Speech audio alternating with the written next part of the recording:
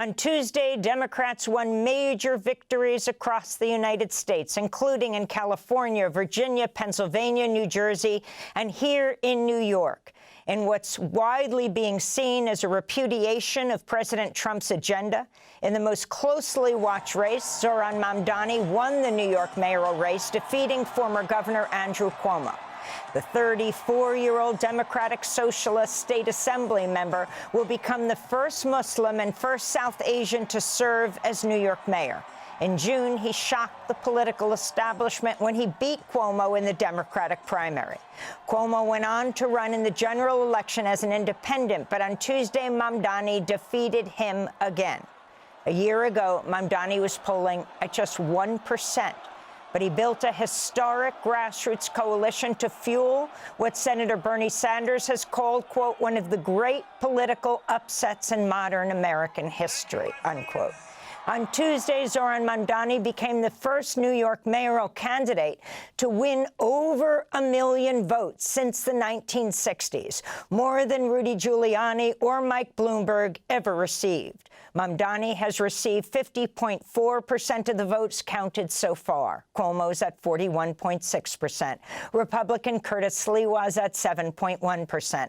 Mamdani won even though many prominent Democrats, including Senate Minority Leader Chuck Schumer, the New York senator, refused to endorse him. Mamdani was also vastly outspent by Cuomo, who's backed by a group of billionaires. President Trump endorsed Cuomo and repeatedly threatened to cut off federal funds to New York if Mamdani won. On Tuesday night, Zohran Mamdani addressed supporters who packed into the Brooklyn Paramount.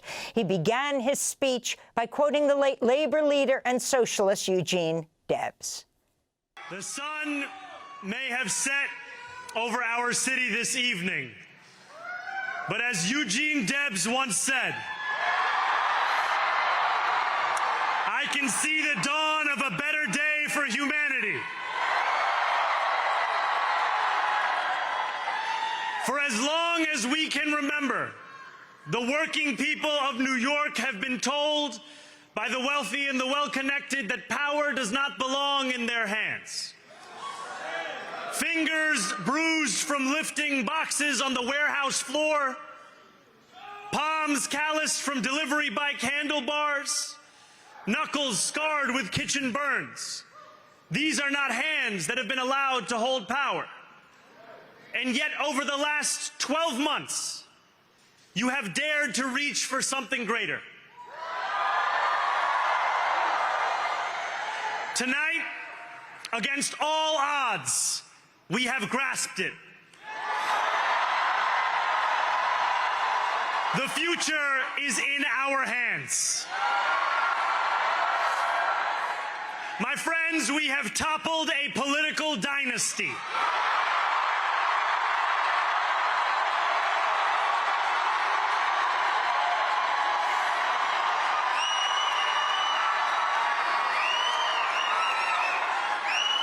I wish Andrew Cuomo only the best in private life. But let tonight be the final time I utter his name as we turn the page on a politics that abandons the many and answers only to the few.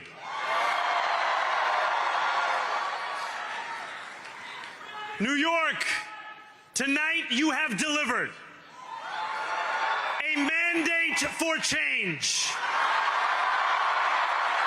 a mandate for a new kind of politics, a mandate for a city we can afford, and a mandate for a government that delivers exactly that. On January 1st, I will be sworn in as the mayor of New York City.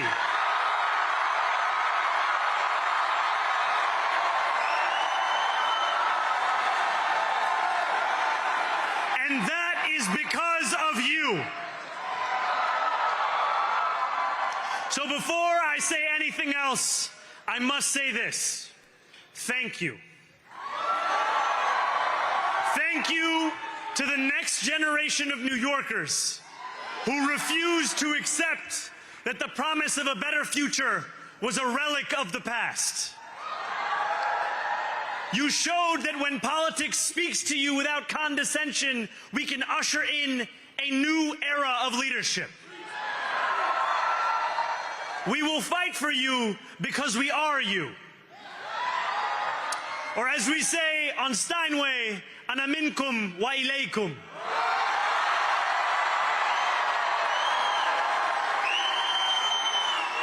Thank you to those so often forgotten by the politics of our city who made this movement their own. I speak of Yemeni bodega owners and Mexican abuelas, Senegalese taxi drivers and Uzbek nurses, Trinidadian line cooks and Ethiopian aunties. Yes, aunties.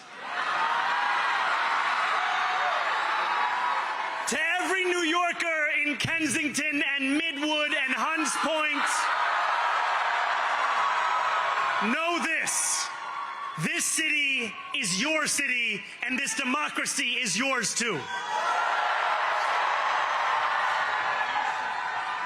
This campaign is about people like Wesley, an 1199 organizer I met outside of Elmhurst Hospital on Thursday night. A New Yorker who lives elsewhere, who commutes 2 hours each way from Pennsylvania because rent is too expensive in this city. It's about people like the woman I met on the BX33 years ago, who said to me, I used to love New York, but now it's just where I live. And it's about people like Richard, the taxi driver I went on a 15-day hunger strike with outside of City Hall, who still has to drive his cab 7 days a week. My brother, we are in City Hall now. Standing before you, I think of the words of Jawaharlal Nehru. A moment comes but rarely in history when we step out from the old to the new, when an age ends and when the soul of a nation long suppressed finds utterance. Tonight we have stepped out from the old into the new. So let us speak now with clarity and conviction that cannot be misunderstood about what this new age will deliver and for whom. This will be an age where New Yorkers expect from their leaders a bold vision of what we will achieve, rather than a list of excuses for what we are too timid to attempt. Central to that vision will be the most ambitious agenda to tackle the cost of living crisis that this city has seen since the days of Fiorella LaGuardia.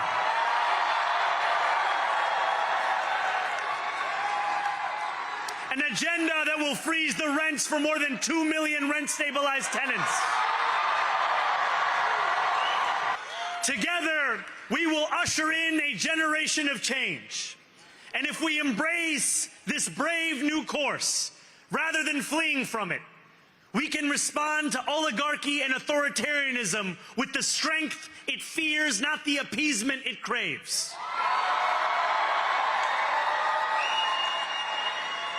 After all, if anyone can show a nation betrayed by Donald Trump how to defeat him, it is the city that gave rise to him.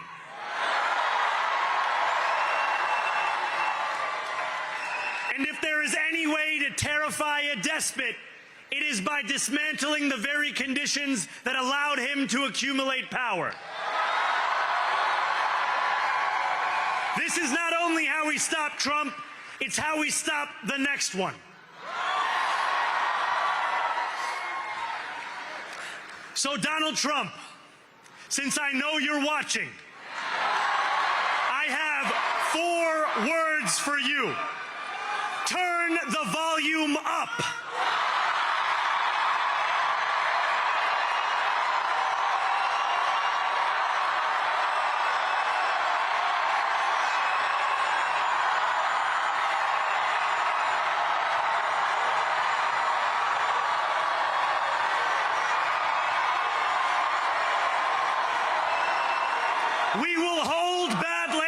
laws to account because the Donald Trumps of our city have grown far too comfortable taking advantage of their tenants. We will put an end to the culture of corruption that has allowed billionaires like Trump to evade taxation and exploit tax breaks. We will stand alongside unions and expand labor protections because we know, just as Donald Trump does, that when working people have ironclad rights, the bosses who seek to extort them become very small indeed. New York will remain a city of immigrants, a city built by immigrants, powered by immigrants, and as of tonight, led by an immigrant.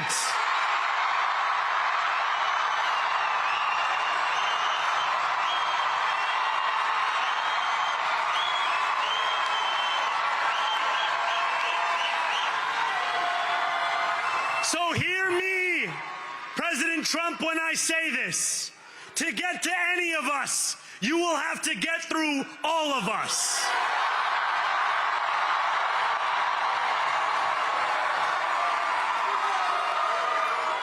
When we enter City Hall in 58 days, expectations will be high. We will meet them. A great New Yorker once said that while you campaign in poetry, you govern in prose. If that must be true, let the prose we write still rhyme, and let us build a shining city for all. And we must chart a new path, as bold as the one we have already traveled. After all, the conventional wisdom would tell you that I am far from the perfect candidate. I am young, despite my best efforts to grow older. I am Muslim. I am a democratic socialist. And most damning of all, I refuse to apologize for any of this. Zohran Mamdani speaking at his victory party Tuesday night at the Brooklyn Paramount after he won the New York City mayoral race, defeating former Governor Andrew Cuomo. After his speech, he was joined on stage by his wife, Rama Douaji, and his parents, the filmmaker Mira Nair and Columbia University professor Mahmoud Mamdani. Thanks for watching Democracy Now! On YouTube. Subscribe to the channel and turn on notifications to make sure you never miss a video. And for more of our audience-supported journalism, go to democracynow.org, where you can download our news app, sign up for our newsletter, subscribe to the daily podcast, and so much more.